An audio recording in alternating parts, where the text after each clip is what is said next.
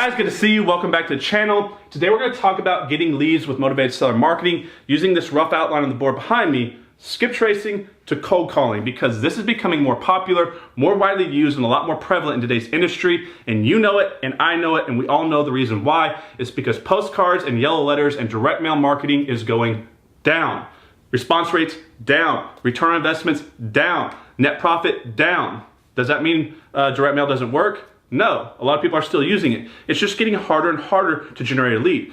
And not many of you have $30,000, $40,000, $50,000 a month to be spending on direct mail to put the volume out you need to get the return that you need, right? So a lot of people only have $1,000 a month or less. And so you need to understand what's the best return on investment, what's the cheapest cost per lead, and this right here is it for a lot of people. So we're gonna go through this here real quick, but I wanna make sure you're doing this right. So a lot of people are now skip tracing, either cold calling leads themselves, using virtual assistants, mojo dialers, text blasting, using email marketing. Guys, there's lots of different things people are doing, but you need to understand this is not the wild, wild west. We have rules, compliance, regulation that we have to follow, and you need to understand that there's what's called a do not call list. So I'm not an attorney. I'm never giving out legal advice. I just want to protect you guys. I want to make sure you're doing this safely, and everything you hear on this channel is an opinion from stuff I've done in my business or some of my successful entrepreneur friends have done in their business. And I see this becoming a lot more popular, but nobody seems to understand the risk of doing it. There is a do not call registry that if people put their name on it, you're not supposed to call these people. Just like they have a no soliciting sign in front of their house, you're not supposed to go put a flyer on that door. Guys, there's risk out there. You can go put a yellow bandit sign in the corner and generate a lead, but you also stand the risk of getting called by the city and getting a lottery ticket for breaking code compliance, right? So you need to understand that these are decisions you need to make in your own business. A lot of people do them. I'm not telling you to do anything. I'm just saying this is what people do, and this is the risk of doing it, and you need to make that decision. So let's look at this strategy here real quick. Now, number one, you all understand how to pull a list. We're either getting a probate list, a bankruptcy list, a divorce list, tax delinquent list, whatever it is. So traditionally, you go pull a list, and then you're gonna skip trace those leads. This is what most people understand how to do. Skip tracing, guys, go check out other videos on this. We're essentially going out there to the internet, using a service out there and pulling all sorts of information that we can from social media, records online. Guys, you're gonna get their phone numbers and their emails. There's lots of skip tracing services. We have other videos talking about this, but then you're gonna get the list, right?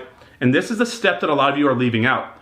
You need to be running the leads that you skip trace through the do not call list, because if you keep calling people on this list and they get upset, they can report you. It can be very, very expensive. I'm not getting into the exact rules and the exact fines and all the different parts of this regulation, but guys, from what I understand, it can be up to $10,000 from what I'm being told per one bad transaction or one bad complaint that you call someone and they get really, really upset at you. So think about that. Be smart. Just run your list through the do not call list and only call people that are not on that list. Don't be putting flyers and basic door knockers on people's houses that have no soliciting. Guys, just do the business right and you're never gonna have a problem. So you need to scrub this list against the do not call list. And then you go back to the normal process, which is cold calling. You can use a mojo dialer, a virtual assistant, and then get the deal, close the deal, rinse and repeat, and change your life and make a lot of money in this business. So the whole point of this quick video, guys, is to make sure you're doing this correctly. I don't wanna hear about any of you getting in trouble. So go out there, get your list, but do it the correct way. Pull it, scrub it against the do not call list. Don't be bugging people. If they took the time to get on that list, they may get pretty upset when they get calls all the time, and this is getting to be more prevalent, just like you've seen with direct mail. People are getting mailed more and more. They're getting cold call more and more too, and those people on that list are gonna get more and more angry as they get more and more calls to buy their house.